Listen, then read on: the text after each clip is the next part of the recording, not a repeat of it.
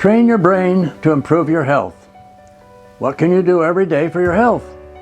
Write it down, then do it. And keep doing it until you don't even have to think about it. Power of repetition is your secret to success.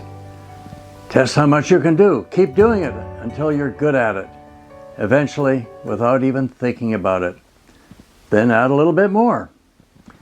I'm Dr. James Hurd, a specialist in preventive behavioral medicine and cardiovascular rehabilitation. At the age of 50, it's not too late to improve health, not too late to reduce by half the risk of heart attack, stroke, cancer, and dementia, to extend length of life by 10 years. In fact, it's never too late to reduce abdominal obesity and increase strength with exercise. Good health improves performance, reduces heart disease, stroke, cancer, and dementia, decreases cost of living, and prolongs life. We absolutely know what works for good health, keeping weight down and strength up. It's more complicated to show the benefits of reducing weight and increasing exercise. Fewer than half of those who need treatment will even accept standard treatment. Fewer than 5% of those who need treatment even enter weight reduction and diabetes management programs. When treatment is fully accepted, it works very well. About 20 years ago in the U.S., 5,000 men and women aged 60 years with obesity and type 2 diabetes were treated and studied for about 10 years. Half of them were entered into a standard diabetes education and self-management program. The other half were entered into a more intensive program. For the difference in treatment, each intensively treated subject received education, counseling, and support that cost about $2,000 more than it cost for those in the standard program, just for the first year of the study.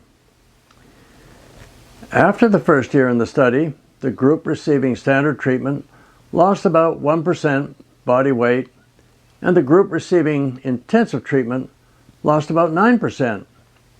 After 4 years, the standard group had lost about 1%, and the intensive group lost 5%. After 8 years, the standard group had lost about 2%, and the intensive group maintained about 5% average of weight loss. A striking feature of both programs is the spread of effectiveness amongst all the subjects.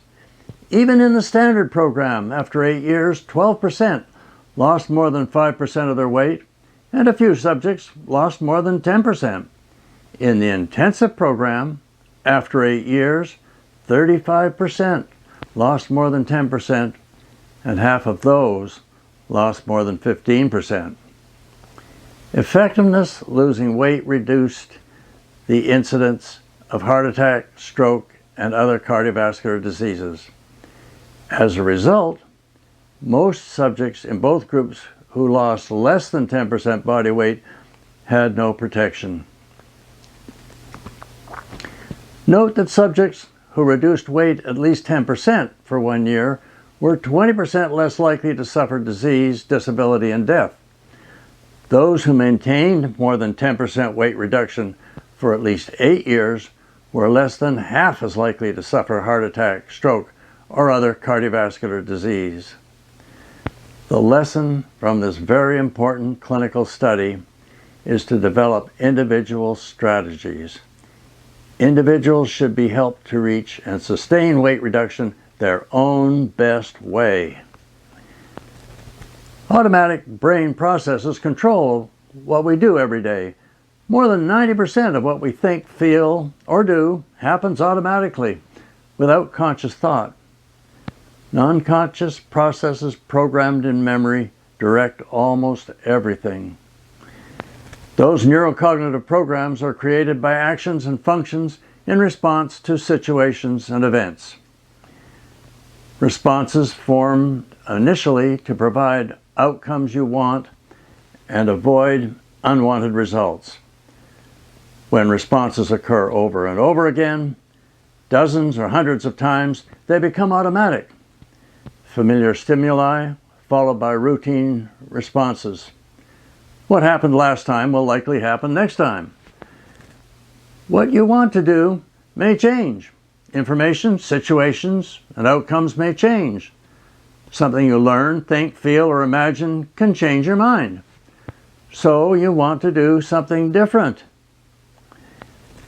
You can change what you think, feel, or do, as long as you remember. If you forget to think about the change you want, the original automatic process directs the original response. For a long time, you have to think about any new response for it to happen. Most non-conscious automatic processes are hard to redirect. You really don't know how strong they are. You may not even know what happened last time they functioned. This is not like revising computer software, just recoding. You have to change what you do and see what happens. A small change might become automatic right away. More complex changes have to be repeated many times before they become automatic. Even then, in years to come, the automatic responses may come back. Start by stating your ultimate goal. Say it out loud, write it down. Do what you want to stay healthy with infection protection from COVID-19. Improve physical fitness. Gain remission of diabetes, reduce waist circumference, better health and appearance, smaller suit or dress size. Get ready for coming events. Describe and study what you want and why you want it. Especially figure out good features you expect to gain, but also review bad things you want to escape. To reach the ultimate goal, there are at least 4 types of action to include in your action plan. These are making and recording measurements, adjusting meals and snacks, increasing intensity and duration of exercise, adopting a good sleep routine. Next, define SMART objectives within each category of action. Each week, make an action plan that includes at least one objective you are certain you will make progress towards the ultimate goal. Objectives should be specific, described in 2 or 3 words in relation to the ultimate goal. Measurable, numbers recorded at baseline and compared each week. Achievable, within reach, using current skills, situation, and time. Relevant, contribute progress towards ultimate goal. And time defined, date, schedule, and duration specified. Start with an action plan for the first week. Make your best possible estimate for improvements in health practices you are sure you can make, even though you don't really know what you'll be able to do. Just saying you'll do something doesn't mean you'll actually do it. Non-conscious automatic processes may interfere. You may have been too ambitious, or something may come up to interfere with your plans. Setting objectives requires balancing how difficult something is to accomplish and how often you'll try. The ideal plan includes daily repetition at least 5 days a week.